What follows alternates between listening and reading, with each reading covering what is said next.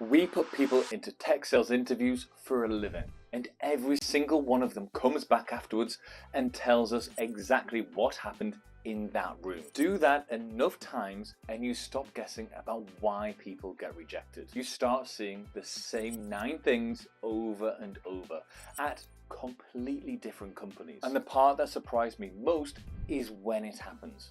Most of these are decided inside the first 10 minutes, before anyone's asked a question that actually matters, which means people aren't losing these jobs on the hard bits. They're losing them early on answers they've been told are safe. One of these 9 is something I did myself in an interview years ago. Didn't get the job, and I'll tell you which one it was. And number 9 isn't a mistake at all. It's a thing almost nobody does, and when someone does do it, it's the single clearest predictor we've seen of them getting the offer. That's the one to stay for. One quick thing first, because it fixes about half of these on its own. A tech sales interview isn't an interview. It's a sales call. You're the product, they're the prospect. And you're being judged on how you sell, not on what you claim about yourself. That's really what all 9 of these are. The same mistake wearing 9 different outfits. Candidates answer the question instead of selling. Okay, so the first 3 are the obvious ones, so I'm going to go fast. 1, I'm a people person. The most common answer in the industry, and it's fatal, because talking to people who want to talk to you isn't a skill. It's being a functional adult. The job is talking to people who didn't ask to hear from you and will say no 40 times first. That's resilience, not sociability. Instead, give them a time you kept going after repeated rejection with a number attached. 2, criticizing your last employer. Never, not mildly, not even if they deserved it, because in that moment they aren't judging your old boss. They're picturing you in someone else's interview in a year talking about them. Instead, move toward, not away. Not my manager micromanage me, but I want my results to be the thing that's measured. 3, I want to get into tech. You're not interviewing for a tech job. You're interviewing for a sales job that happens to be at a tech company. If the industry is all you're excited about, they've now got a live question about whether sales is just your side door. And if it is, they lose you in 18 months. Instead, lead with the craft, then the industry. Those were the ones you probably knew. The next 3 are the ones people don't see coming. I'm a bit of a perfectionist. I care too much. Everyone knows it's a script.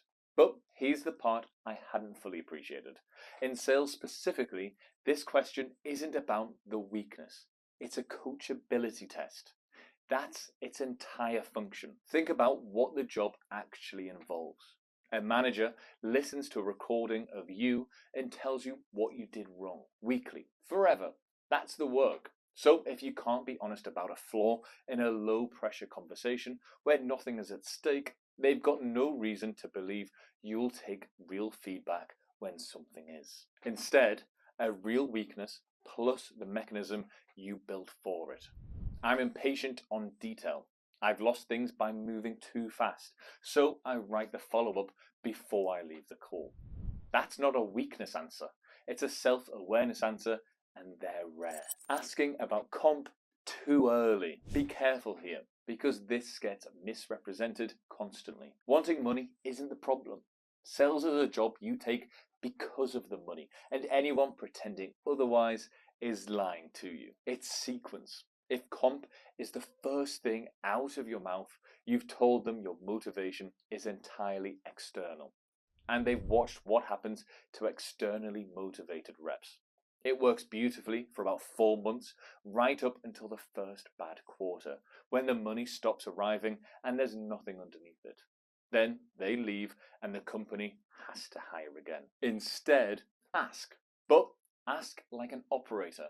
Not what's the OTE, but what percentage of the team hit quota last year. Still a question about money, but a much better one. And this one was my mistake. Second question into an interview years ago, I asked about commission structure. His face changed and never changed back. I didn't get the job, and I only properly understood why years later. Quick thing, I put together a tech sales questions cheat sheet. You can use all these questions in your next tech sales interview. It's completely free, and I'll put the link to it in the description below. Right, number 6. No, I think you've covered everything. This is the most common way people lose a job they'd already won. You've just spent 40 minutes being told this is a role about curiosity, about discovery, about asking better questions than the next person. Then handed a free run at it, you ask nothing. You haven't just seemed uninterested, you've demonstrated live in front of them that you don't do the thing the job is. And the near miss version is nearly as bad. Anything that you could have just Googled. So what does the company do? Now you've shown you didn't prepare, which in a job about preparation is its own answer. Instead, 2 questions that could only come from someone who thought about the role is what separates your top rep from your median rep? Is it activity or something else? What does month 3 look like for someone who's struggling? Much better questions. Right, last 3. These are the ones that actually separate an offer from a rejection email. I'll do whatever it takes. I'm really hungry. Everyone says it, which means it carries no information. And something that carries no information isn't a neutral answer. It's a wasted turn. But there's a sharper reason it hurts you here. Sales is the one profession that runs entirely on evidence. Every claim you make to a customer has to be backed by something, or the deal dies. That's the whole discipline. So an unsupported claim about yourself made in a sales interview isn't just empty. It's a live demonstration of exactly the habit that loses deals. Instead, never make the claim. Make them draw the conclusion. Don't say you're hungry. Say, I was up at 5 for 8 months studying around a full-time job. Here's what I built. You've said nothing about hunger. They believe it anyway, which is far stronger because they got there themselves. At some point in a good interview, they'll push on something. You've got no B2B experience. Why you over someone who's already done the job? That's not skepticism. It's a test, and it's usually deliberate. They're running an objection at you to watch what you do with it. Because handling objections from people who don't want to hear from you is 90% of the actual job. And most candidates apologize. They shrink. Yeah, that's fair. I know I'm not the obvious choice. You've just failed the only part of the interview that was simulating the work. Not because you lacked experience, they already knew that. It's on your CV. But because they handed you a live objection and watched you agree with it. Instead, acknowledge, reframe, evidence. You're right, I haven't sold software. What I have done is 200 cold calls a week in an industry where nobody wanted to hear from me. The product's new, the rejection isn't. Same technique you'd use on a prospect, because it's the same thing. And 9, the one that isn't a mistake. At the end of the interview, almost nobody closes. They say thank you. They say they look forward to hearing back. They leave. Sit with how strange that is. This is a job whose entire function is asking for the thing you want. And at the exact moment, they're assessing whether you can ask for the thing you want, and you don't ask. And it can be completely plain. No trickery. Nothing clever. I want this job.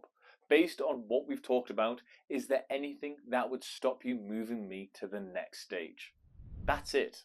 That's the whole thing. And 2 things happen. You've closed in front of the person hiring you too close.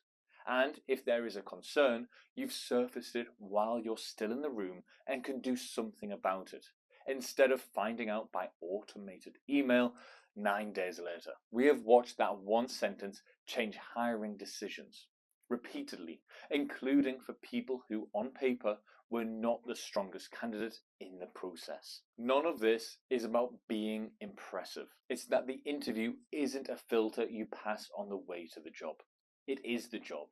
First sales call, you're the product, and they're watching how you handle it, not what you claim about yourself. Get that and most of the rest looks after itself. I told you which one of these things I got wrong. I want to know which one you've done. Drop the number in the comments. I'll read them and I'll answer as many as I can. And if this was useful, hit like and subscribe. We put out one of these a week.